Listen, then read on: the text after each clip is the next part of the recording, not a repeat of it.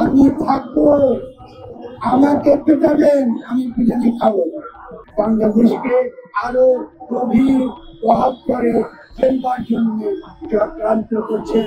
মাজার হামলা করে তারা ইহুদিদের চর। এরা মোসাদের এজেন্ট। গণ অভ্যুত্থানের পরে তার যে বার্তা আমরা লড়াই সংগ্রামের মধ্য দিয়ে দিয়েছি, সেটা হলো ব্যক্তির অধিকার এবং ব্যক্তির মর্যাদা এবং তার মত প্রকাশের স্বাধীনতা। এই ব্যক্তির অধিকার, ব্যক্তির মর্যাদা ক্রমাগত 5ই আগস্টের পর থেকে হরণ করা হয়েছে।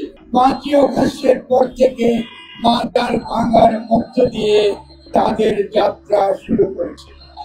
আমরা বারবার এর প্রতিবাদ জানিয়েছি, সরকারকে জানিয়েছি, আমাদেরকে কতল করবারও হুমকি দেওয়া হয়েছে। আমার বিরুদ্ধেও নানা ধরনের প্রচার তারা চালিয়েছে।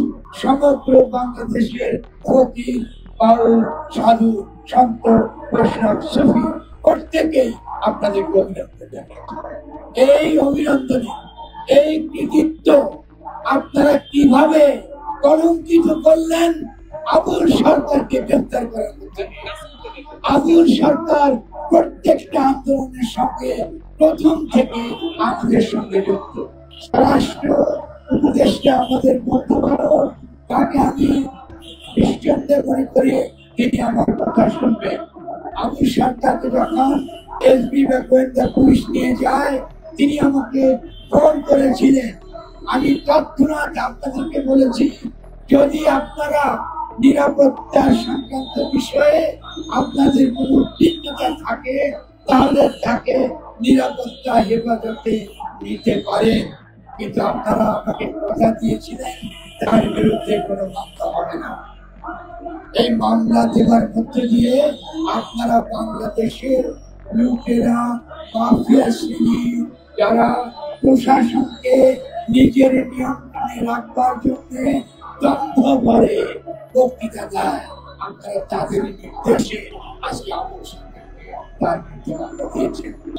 আমরা এই ঘটনা নিয়ে আমরা কোনো বড় ধরনের কিছুই করতে চাই না, কারণ সরকার আমাদেরকে প্রতিশ্রুতি দিয়েছেন যে তারা এতকাল যে উগ্র সাম্প্রদায়িক এবং ধর্মবাদী ফ্যাসিস্ট শক্তিকে প্রশ্রয় দিয়েছে, তারা স্বীকার করেছে যে তাদেরকে মোকাবেলা করার কোনো ক্ষমতা তাদের নাই। এটা দুঃখজনক। যদি তাই হয় তাহলে আগামী দিনে বাংলাদেশের পরিস্থিতি কি হবে এটা আপনারা অনুমান করতে পারেন। আপনারা, আমি দেখেছি আবুল সরকারের অত্যন্ত নিরীহ ভক্ত, তাদেরকে পিটিয়ে আপনারা পুকুরে নামতে বাধ্য করেছিলেন, তাদেরকে আপনারা আহত করেছেন, আপনারা তাদের ক্ষতি করেছেন। আপনারা যদি আগামী নির্বাচন সামনে রেখে খেলা করেন, এই দেশের জনগণ আপনাদেরকে ক্ষমা করবে না। আমি আশা করেছিলাম যে এই সরকার আসার পরে এই নির্যাতন বন্ধ হবে, কিন্তু উত্তরোত্তর এই নির্যাতন বেড়েছে। আমি শুধু নির্যাতন করিনি, আগামী নির্বাচনের আগে একটা বিশেষ পরিস্থিতি তৈরি করবার জন্য আবুল সরকারকে করা হয়েছে এবং তার অত্যন্ত নিরীহ ভক্তদের সেখানে পেটানো হয়েছে, আহত করা হয়েছে। আমরা সরকারকে এই ব্যাপারে সতর্ক করে দিতে চাই। বাংলাদেশে যারা মাজার হামলা করে তারা ইহুদিদের চর। এরা মোসাদের এজেন্ট। এরা কেন এটা করে? কারণ ইহুদি তত্ত্ব, ইহুদিবাদ চায় যে যেখানে যেখানে, সেটা প্যালেস্টাইন হোক, আরব দেশে হোক, সেখানে ইসলামের ইতিহাসকে তারা মুছে ফেলতে চায়, তারা স্মৃতিকে মুছে ফেলতে চায়।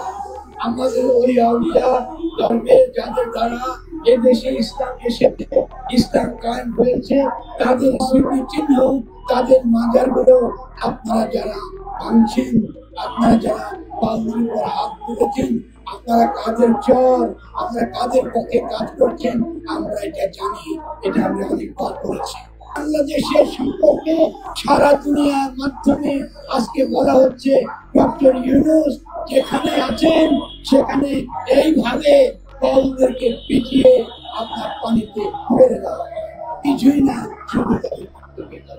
আর কিন্তু আমরা দেখেছি কিভাবে কেউ ইসলামের পরিচয় দেওয়ার ফলে তাকে সন্ত্রাসী বলে তাকে বিভিন্ন রকম অভিযোগে অভিযুক্ত করে তার উপর অত্যাচার হয়েছে।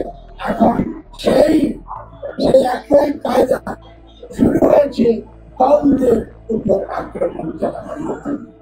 নাটকীয়তার মধ্যে দিয়ে একটা বক্তব্য হাজির করা, একটা নাটক করার মধ্যে দিয়ে একটা বক্তব্য হাজির করা, এটা ছিল কলাগানের একটা নাটক। আপনি সেই নাটকও বুঝতে পারেন না।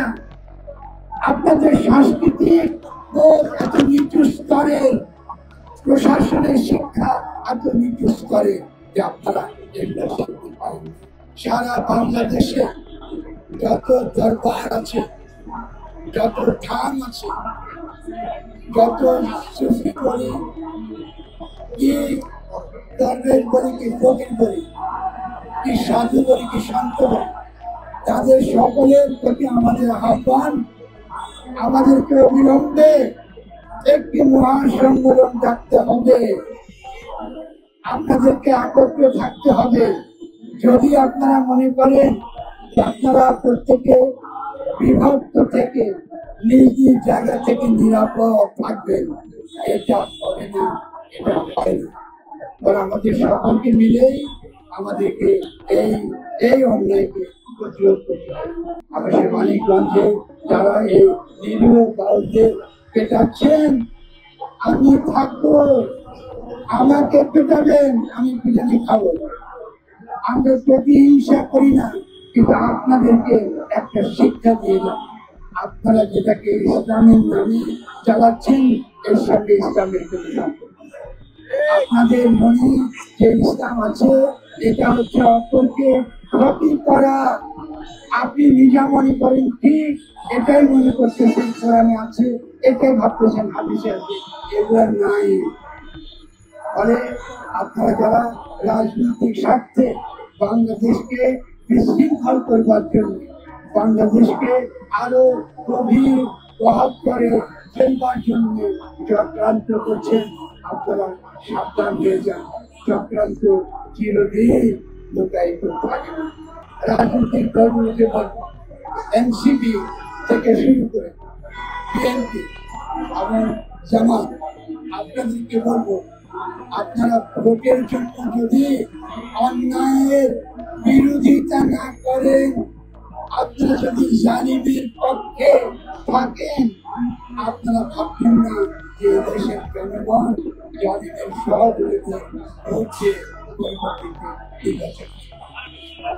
লড়াই, জালিমের বিরুদ্ধে মুসলিমের লড়াই। জুলাই গণঅভ্যুত্থান ছিল জালিমের বিরুদ্ধে মুসলিমের লড়াই।